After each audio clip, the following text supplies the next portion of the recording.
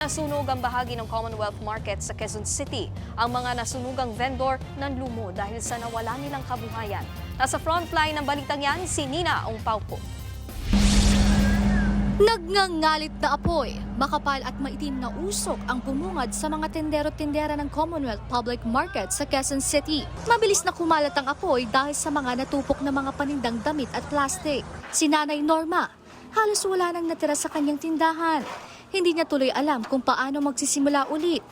18 taon na siyang tindera at dito niya kinukuha ang pang-araw-araw.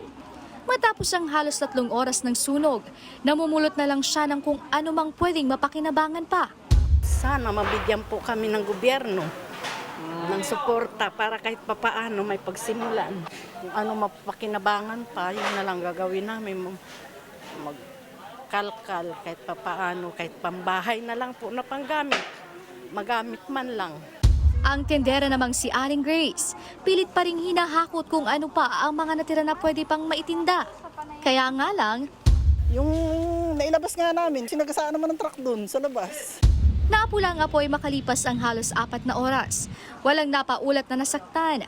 Patuloy na inaalam ng Bureau of Fire Protection ang mitsa ng apoy at halaga ng ari-ari ang natupo.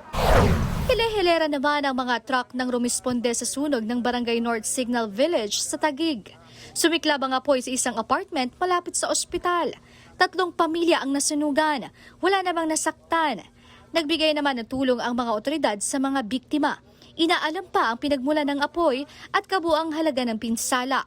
Nagbabalita mula sa Frontline, Nina Ongpaupo, News 5. Mga kapatid, Nikki de Guzman po. Para sa pasada ng mga rumaratsyadang balita, mag-follow at mag-subscribe na sa social media pages ng News 5.